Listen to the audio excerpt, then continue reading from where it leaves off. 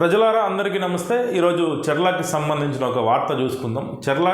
చర్లలో ఏం జరుగుతుంది, స్థానిక సంస్థల ఎన్నికలు, పంచాయతీ ఎన్నికలలో చర్ల పరిస్థితి ఎలా ఉంది, ఒక రౌండప్ వేసే ప్రయత్నం చేద్దాం. అందులో భాగంగా సూర్య పేపర్ రాసిన ఒక కథనం, అక్కడ సీనియర్ సీనియర్ జర్నలిస్ట్ రాసిన ఒక కథనం చూద్దాం. దానికంటే ముందు అసలు పంచాయతీ ఎన్నికలు 2 సంవత్సరాల నుంచి పంచాయతీ ఎన్నికలు లేవు. సర్పంచులు లేకపోవడం వల్ల, పంచాయతీకి రావాల్సిన నిధులు రాకపోవడం వల్ల ఎక్కడ చెత్త, గ్రామాల్లో వార్డులలో ఎక్కడ చెత్త అక్కడ పేరుకుపోయింది. వీధి లైట్లు లేవు. ప్రజలు నానా నరకయాతన పడుతున్నారు. ఎన్నో ఆటుపోట్లను ఎదుర్కొని తర్వాత ఈ పంచాయతీ ఎన్నికలకైతే నోటిఫికేషన్ రిలీజ్ అయిన సందర్భంగా ఇప్పుడు బాగా గ్రామాల్లో హీట్ బాగా పెరిగింది. దానికి సంబంధించి ఒక వార్త రాసిండ్రు, మనం చదివే ప్రయత్నం చేద్దాం. ఆలు లేదు, చూలు లేదు, అప్పుడే ఉప సర్పంచ్ పదవి కోసం లాబింగ్, వార్డులపై ఫోకస్ పెట్టని పార్టీలు, మేజర్ పంచాయతీ పైన అందరి దృష్టి, కాంగ్రెస్లో పాత వర్సెస్ కొత్త. స్థానిక సంస్థల ఎన్నికలకు నామినేషన్లు దాఖలు చేసే ప్రక్రియ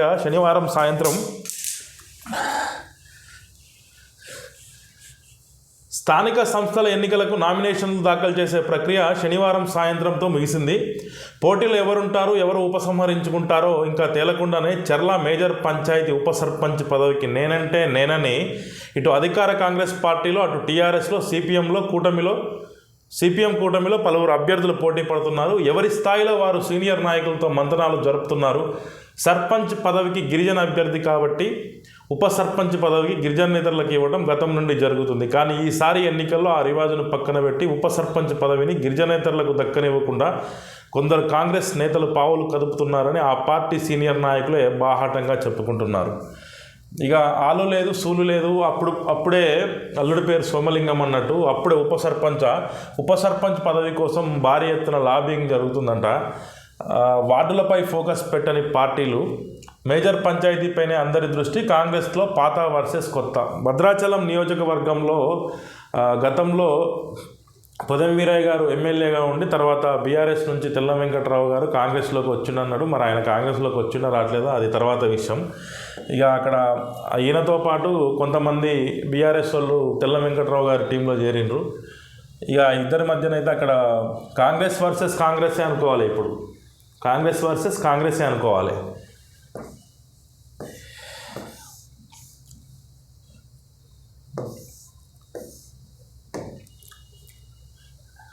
ఇంకొద్దిగా అక్కడ చర్ల మేజర్ పంచాయతీ ఎస్టీ రిజర్వ్డ్, అది అక్కడ గిరిజన మహిళకు ఉంది. అది అక్కడ సర్పంచ్ పదవికి మహిళా రిజర్వేషన్ కాబట్టి ఉప సర్పంచ్గా మాజీ సర్పంచ్ని ఎంపిక చేసే దిశగా కొందరు సీనియర్ కాంగ్రెస్ నేతలు ప్రయత్నాలు చేస్తుండగా మరికొందరు నాయకులు మాత్రం ఈ నిర్ణయాన్ని వ్యతిరేకిస్తున్నట్లు తెలుస్తుంది. కాగా సిపిఎం బలపరిచిన బీఆర్ఎస్లో కూడా ఉంటే సర్పంచ్ పదవికి పలువురు రేసులో ఉన్నట్లు సమాచారం. ఎన్నికల అనంతరం ఆయా పార్టీల్లో ఆ పదవి కోసమే చీలికలు ఏర్పడే పరిస్థితి మెండుగా కనపడుతున్నాయి.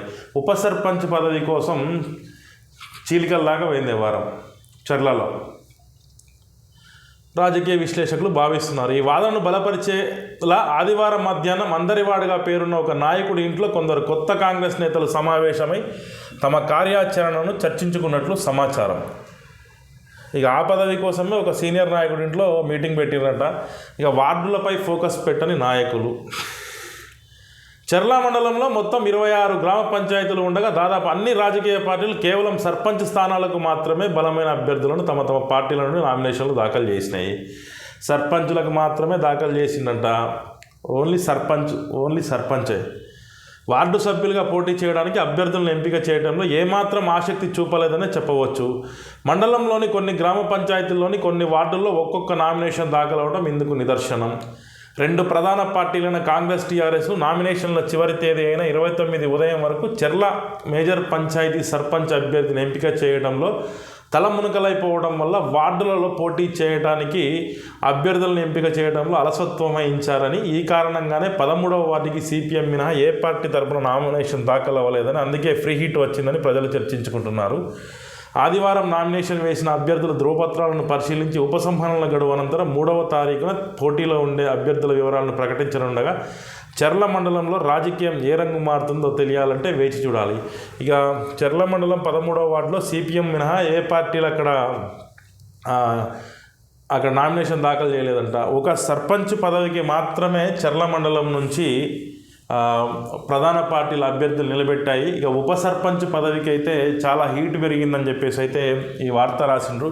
ఒకసారి చర్ల గురించి కొంచెం విశ్లేషణ చేసే ప్రయత్నం చేద్దాం మనకున్న ప్రాథమిక సమాచారం ప్రకారం.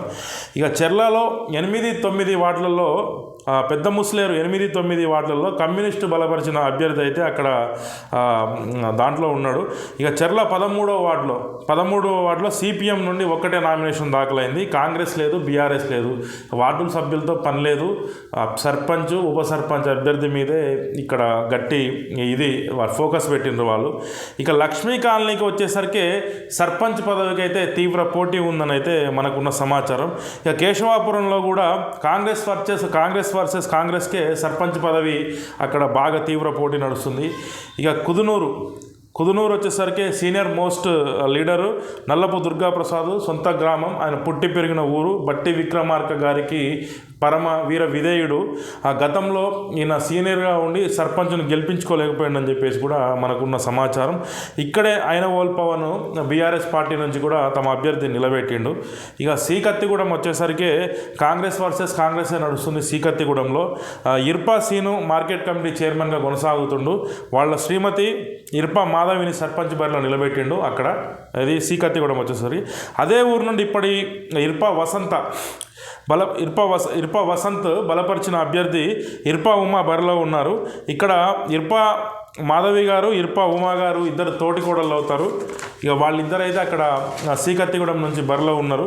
ఇక ఇప్పరిగూడెం పంచాయతీలోకి వచ్చేసరికి కొన్ని వార్డులు బీఎస్పీకి అనుకూలంగా ఉన్నాయి. ఇక చర్ల పంచాయతీ మేజర్ పంచాయతీ మొత్తం 26 పంచాయతీలలో చర్ల మేజర్ పంచాయతీ మీదే ప్రధాన పార్టీ బీఆర్ఎస్ కానీ అటు కాంగ్రెస్ కానీ దృష్టి పెట్టడం జరిగింది. వార్డు మెంబర్లని పక్కన పెట్టేసి సర్పంచ్ ఉప సర్పంచ్ మీదే చర్ల, ఎందుకంటే మేజర్ కాబట్టి దాని మీదే ఫోకస్ పెట్టడం జరిగిందని ఏదైతే మనకున్న ప్రాథమిక సమాచారం తెలుస్తుంది. ఇక 3వ తారీఖు తర్వాత నామినేషన్ల ఉపసంహరణ తర్వాత ఎవరు పోటీలో ఉంటారు అనేది అయితే ఇక తెలుస్తుంది. ఇక ప్రజలు ఎలాంటి నిర్ణయం తీసుకుంటారో ఇక వేచి చూడాలి.